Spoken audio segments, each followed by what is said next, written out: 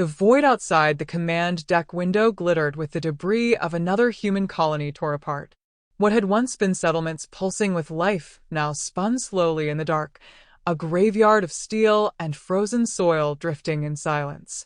High Admiral Tvorak barely looked at it. Another day, another victory. His taloned fingers drummed against the armrest of his command chair as his officers reported the same metrics as always. Orbital defenses eliminated, human resistance negligible, resource caches confiscated. They spoke with the tone of creatures going through ritual rather than war, and why not? The humans barely fought back anymore. A few desperate patrol ships here, the occasional missile volley there. It was pathetic. Their species grows weaker with every passing year, muttered Kesserik, the weapons chief, his crest of spines flaring lazily. We might as well be culling vermin. The deck crew chuckled. Even the sensor officer joined in. Only Tvorak didn't smile. He was old enough to remember when war with the humans had not been so easy. 30 years ago, they had bled the Dominion hard in the asteroid sieges. A younger Tvorak had lost half a fleet back then. But now? They crumbled like dry leaves before a storm. He rose from the chair, long robes dragging behind him, and studied the wreckage outside. It wasn't victory he saw, it was absence. No human transmissions filled the void, no cries for help, no final messages to loved ones. Just silence. Admiral, the navigator said, breaking his reverie. The Council awaits your report. They demand confirmation that the route to Earth itself will be clear within the month. At that, the bridge seemed to buzz with anticipation. The word carried weight even here among veterans. Earth.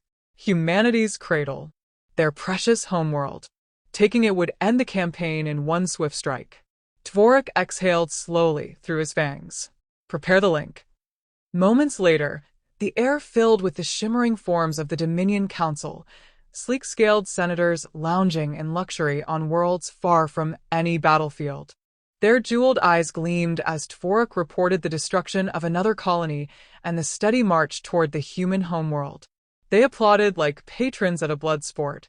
Only one figure didn't. Elder Varix leaned forward on his cane, his eyes cloudy with age, but sharp with something Tvorak had not seen in decades. Concern. You grow drunk on easy victories, the elder rasped, voice carrying across the chamber like wind over bones.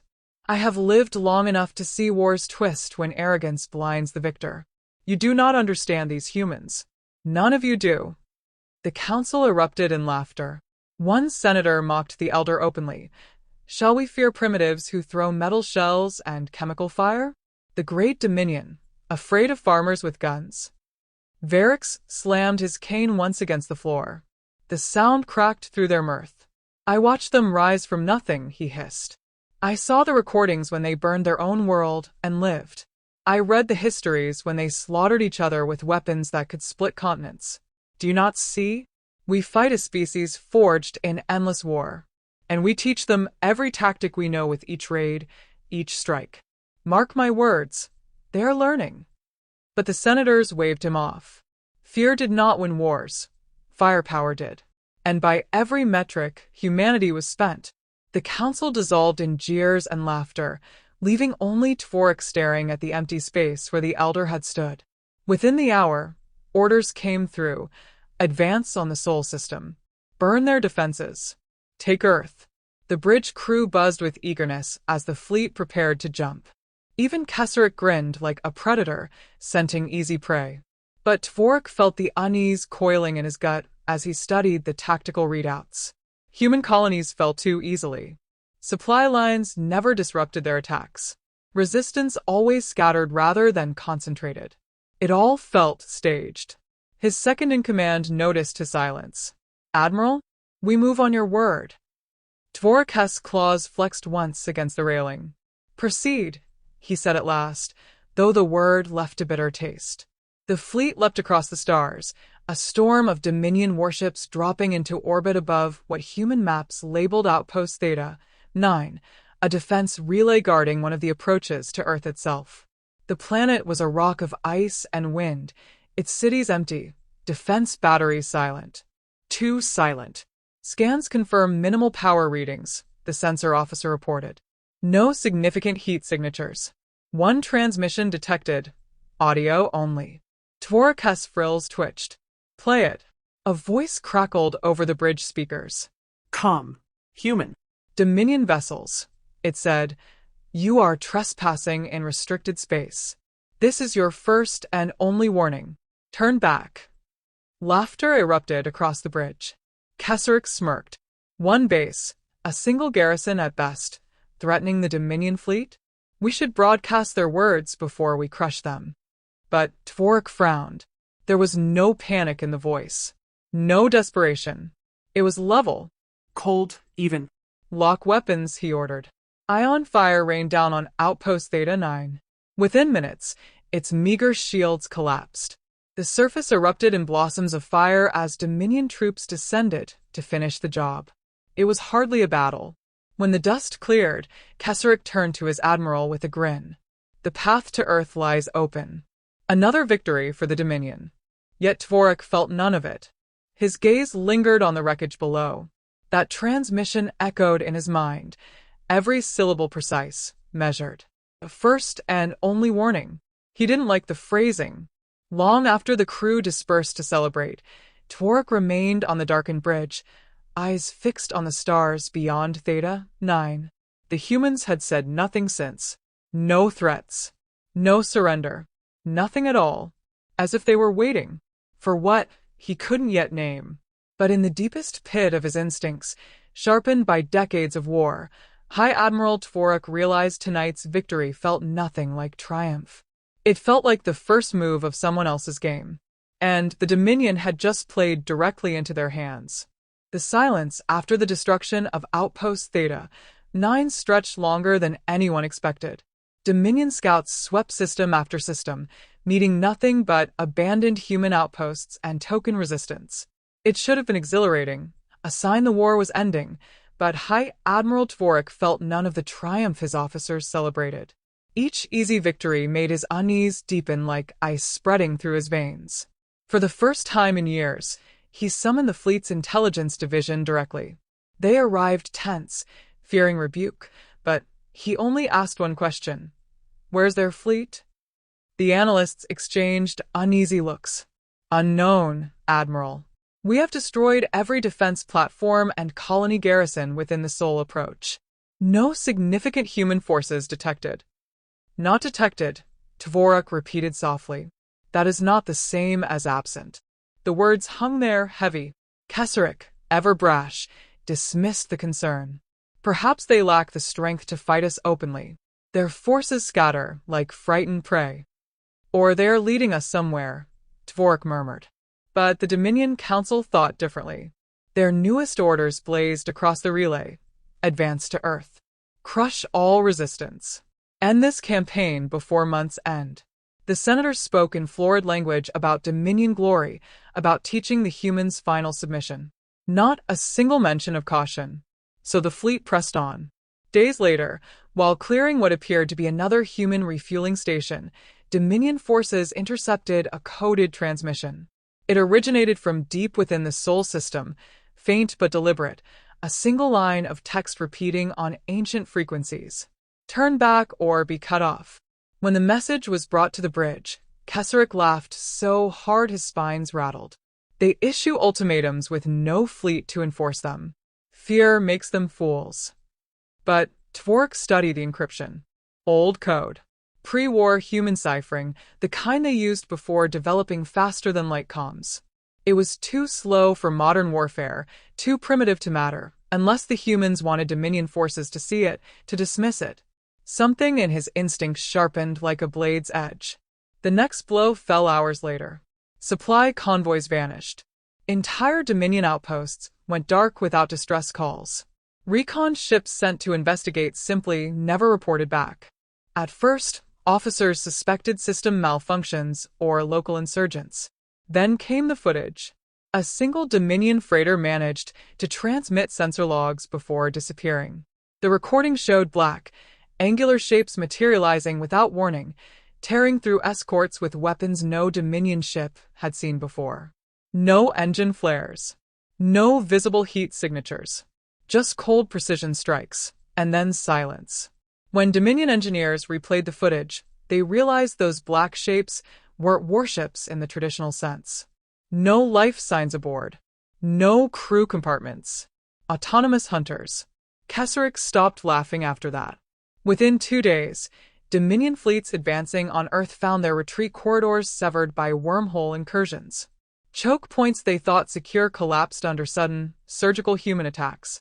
Outposts meant to anchor their logistics burned in synchronized strikes.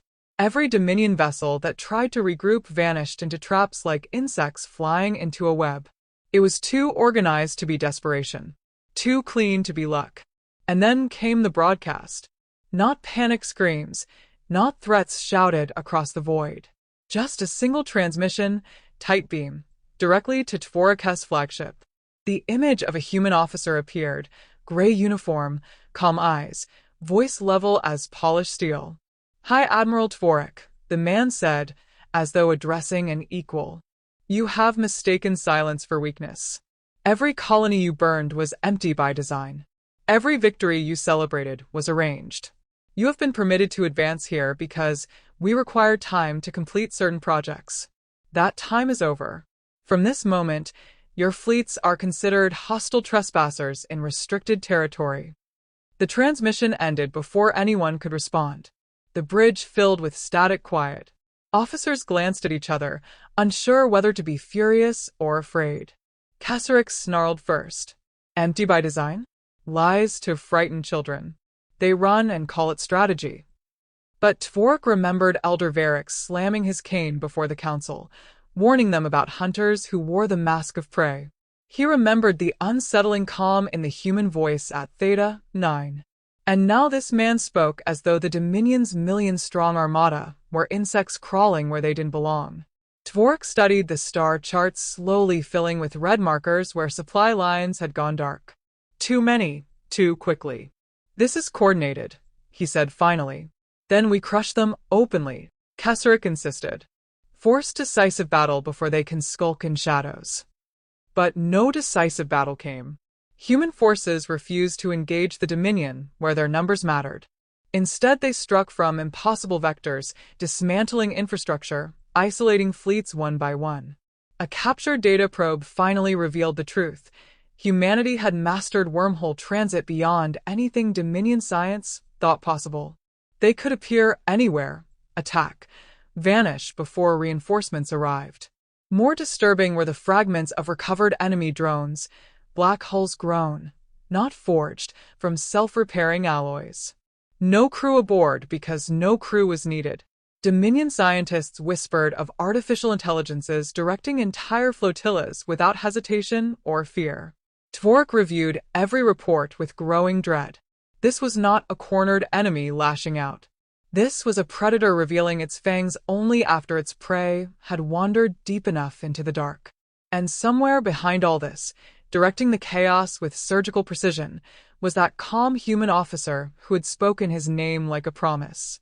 By the 10th day, Dominion losses reached levels Tvorik had never witnessed. Not in decades of service.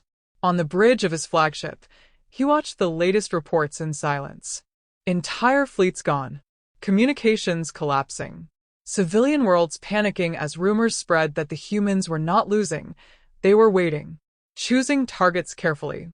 "Admiral," said his second-in-command quietly, "if this continues, the Sol campaign may be unsalvageable." The word felt bitter even to speak. Tvorik didn't answer immediately. His gaze stayed fixed on the holographic map as red Dominion markers blinked out one after another, like dying stars. For the first time since the war began, the High Admiral felt something unfamiliar coiling in his chest. Not anger, not frustration. Fear. And in that moment, he understood Elder Varric's warning in full. The humans hadn't been losing. They had been preparing. High Admiral Tvorik had commanded wars across 3 galaxies, but he had never watched a fleet die like this, silent, clinical, inevitable. Dominion armadas, once considered indestructible, now fell in hours, their destruction unfolding with the mechanical precision of a guillotine. The humans did not fight like soldiers. They fought like inevitability given form. Reports came in shards, autonomous squadrons striking at supply chains, civilian evacuation routes severed, entire Dominion worlds disarmed without a single landing party detected. Human forces bypassed traditional warfare altogether. No bombardments, no drawn-out sieges, only decisive, surgical annihilation of military infrastructure until Dominion ships drifted powerless, crews awaiting capture or death under cold, indifferent stars. Tvorak listened to casualty reports in grim silence, his command deck heavy with fear his officers dared not name.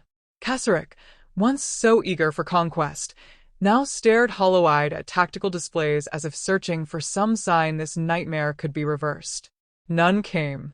The human officer who had spoken before appeared again on intercepted transmissions, never raising his voice, never speaking longer than necessary. Each message carried the same terrifying calm: cease hostilities. Withdraw. Further resistance will be met with total fleet neutralization. It wasn't arrogance. It was worse, certainty. Dominion councils across core worlds panicked. Senators who had cheered Tvorak weeks ago now demanded explanations, reinforcements, miracle victories. Some whispered about negotiations. Others shrieked for escalation, superweapons, anything to stop the advance. The once proud Dominion cracked not under human firepower, but under the weight of its own disbelief. They offer mercy, one counselor murmured during a desperate summit, voice shaking. Why offer mercy if they intend conquest? Because, Tvorak said quietly, watching another Dominion fleet vanish from the tactical charts, they do not need conquest. They already control the war. Keswick slammed a clawed fist against the table. Then strike at their homeworld. Force them to defend rather than advance. But every attempt to reach Earth failed. Wormhole incursions cut off approach vectors before Dominion forces could even organize. Human fleets moved like smoke through locked doors, always one step ahead, every counterattack anticipated before it began. One transmission in particular chilled Tvorak to the marrow. Recovered from a downed human drone, it contained archival footage, centuries-old images of human wars. Trench lines stretching beyond horizons. Cities consumed in atomic fire. Airstrikes leveling entire continents. And through it all, humans crawling from ruins to rebuild, to fight again, to kill each other by the millions with weapons growing deadlier each century. Dominion officers watched in uneasy silence as history painted a species that had perfected war long before reaching the stars. The final segment showed footage labeled only Sole Defense Initiative. Vast shipyards constructing fleets dwarfing anything in Dominion records, engines pulsing with experimental energy signatures. The room felt colder afterward. They have been preparing for someone like us, Tvorak muttered, more to himself than anyone else. Not for years. 4 generations. Panic infected the Dominion's highest ranks. Governors abandoned border worlds. Trade routes collapsed under fleeing civilians. Whole sectors declared neutrality, unwilling to provoke the humans further. Yet the Council refused surrender. Pride ran too deep in veins too used to victory. So the war ground on, Dominion fleets bleeding under the scalpel of human precision until the inevitable came at last. The fall of Corinth Prime, the Dominion's greatest shipyard and political capital. It happened in a single night. Human forces emerged from wormholes across the system in perfect synchronization, disabling orbital defenses before planetary sensors even registered their presence. They struck not at cities, not at civilians, but at shipyards, dry docks, weapons foundries. Every military asset turned to slag within hours while civilian infrastructure remained untouched. By dawn, Corinth Prime's sky burned with the wreckage of its own fleet while its people watched in stunned silence. Tvorak's flagship arrived too late to intervene, forced to witness the Dominion's heart torn out without a single direct confrontation. On open channels, the human officer spoke again. The war is over. Further resistance serves no purpose. We will not repeat this warning. For the first time in his career, Tvorak felt truly powerless. Dominion fleets still existed, scattered across the stars, but their unity was broken, their logistics shattered, their leadership paralyzed between fear and denial. That night, alone in his command chamber, Dvorak replayed the human broadcasts again and again. No hatred colored their words. No cruelty, no triumph. Just calm inevitability, as though humanity had already moved beyond war even while dismantling his entire civilization. He thought of Elder Varix's warnings, ignored until too late. Of the human silence while Dominion forces burned their colonies. Of how easily they abandoned territory as though luring predators deeper into a trap they had set generations ago. And he began to understand the truth. The Dominion had never been the hunters in this war.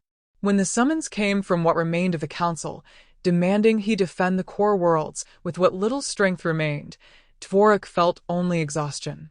The Council still believed in lines on maps, in fleets and fortresses, in wars fought for territory and pride. But this enemy fought for neither. They fought to end wars before they began. Now, as human fleets spread like shadow across the stars, Dvorak prepared for what he knew was coming next, not the fall of more worlds, but the arrival of terms. Because humanity did not fight like conquerors. They fought like rulers deciding whether empire itself was worth the trouble. The Dominion Council chambers smelled of fear. Gone was the arrogance that had once filled this place, like incense. Senators who had roared for conquest now whispered among themselves, eyes darting to the silent holoscreens displaying advancing human fleets across half the galaxy. Entire sectors no longer responded to Dominion authority. Civilian uprisings festered on core worlds. Trade networks lay in ruins. It had taken less than a month for the Empire to unravel like fraying cloth under the slow, relentless pressure of humanity's precision. High Admiral Dvorak stood before the Council, shoulders straight despite the exhaustion dragging at his frame. He had come when summoned, though he already knew the truth the councillors refused to speak aloud. The Dominion had lost. Not in territory alone, not even in military strength, but in something deeper. Faith in its own permanence. The humans had taken that from them. Senators bickered in shrill voices, demanding strategies, reinforcements, alliances with minor powers who had already declared neutrality rather than risk human wrath. They spoke of pride, of honor, of legacy. Dvorak said nothing until the chamber quieted under the weight of his silence. Then he told them what none wanted to hear. "It is finished," he said simply. "Your fleets are scattered. Your worlds burn, and yet they show restraint." His eyes moved from one pale, trembling senator to the next. "You have not seen what I have seen. They take no cities. They kill no civilians. They strike only at what fights back. Do you not understand? They are past revenge, past hate. They fight only to end the war itself." Murmurs rippled through the chamber. Some called it madness, others mercy. But none could deny the maps behind him, each one showing Dominion territory shrinking under quiet, methodical human occupation. Then the summons came. Not from the Council, but from the humans themselves. A single transmission, addressed to Dvorak personally. Coordinates for parley. No threats. No ultimatums. Just an invitation delivered with the same terrifying calm that had followed every Dominion defeat. The Council screamed at him not to go. A trap, they said. A humiliation. But Dvorak had known since Corinth Prime fell that refusing would change nothing. He went. The meeting took place aboard a neutral station orbiting a dead moon. Human vessels surrounded it, sleek, black, silent. Weapon systems cold yet unmistakably ready. Dvorak has shuttle docked under escort, his honor guard tense as they followed him through sterile corridors to a chamber of glass and steel. The human officer waited there. The same man who had spoken across so many transmissions. Gray uniform, unreadable eyes. A face neither cruel nor kind, merely steady, like a soldier who had seen too much to waste words on hatred. "High Admiral," the human said, inclining his head slightly. "I am Admiral Sloane. Thank you for coming." Dvorak studied him. This was the architect of his empire's defeat. A man who carried himself without swagger, without triumph, speaking as though this were diplomacy between equals rather than victors and vanquished. "You have dismantled half my civilization," Dvorak said at last. "What more do you want?" Sloane regarded him for a long moment before answering. "Stability," he said simply. "We did not seek this war. But now that it has come, it must never happen again. Your fleets will stand down. Your weapons programs end. Your council will accept oversight to ensure compliance." He paused. "In exchange, the Dominion will govern itself under human protection. Trade will resume. Your people will live." It was conquest without the word. Control without occupation. The offer of peace, but only on human terms. Dvorak felt the weight of history pressing down upon him. Generations of Dominion supremacy reduced to this quiet room, this calm man offering surrender, without chains because chains were no longer necessary. "My council will resist," he said finally. Sloane's gaze didn't waver. "Your council no longer commands fleets. You do. This ends with your decision, Admiral. Or it ends when we finish dismantling what remains of your defenses. Either way, the war ends here." Silence stretched between them like a drawn blade. Dvorak thought of Elder Varix warning the council about the humans' patience. He thought of the colonies burned because senators had laughed at that warning. He thought of how quickly pride curdled into fear when human fleets emerged from nowhere and tore through their empire like a scalpel through flesh. And he thought, finally, of his own soldiers, tired, beaten, staring at him across ruined bridges waiting for orders that would only send them to die for leaders too arrogant to see reality. At last, Dvorak nodded once. Heavy. Final. "It ends," he said. Within hours, Dominion fleets across 100 systems received the order to stand down. Human forces advanced no further. Civilian channels filled with disbelief as the war that had consumed their lives simply stopped. There were no human celebrations, no banners of victory. Their fleets held position like sentinels rather than conquerors. Dominion worlds braced for humiliation that never came. Trade ships arrived instead of occupiers. Relief convoys instead of looters. On the neutral station, Sloane offered Dvorak a role in the new order, governor under human oversight, a bridge between empires rather than a prisoner of war. It was pragmatic, efficient, mercilessly reasonable.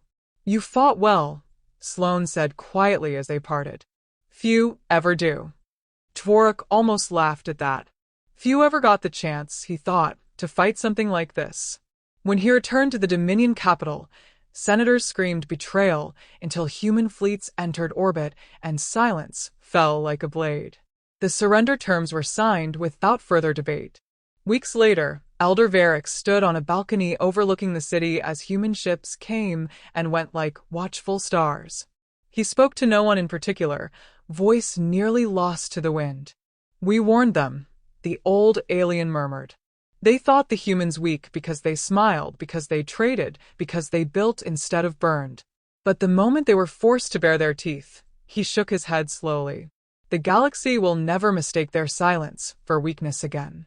And far beyond Dominion space, human fleets pushed outward into unclaimed sectors, expanding not with haste but with the same calm inevitability that had ended the war. Because humanity had awakened. And the stars themselves would feel it.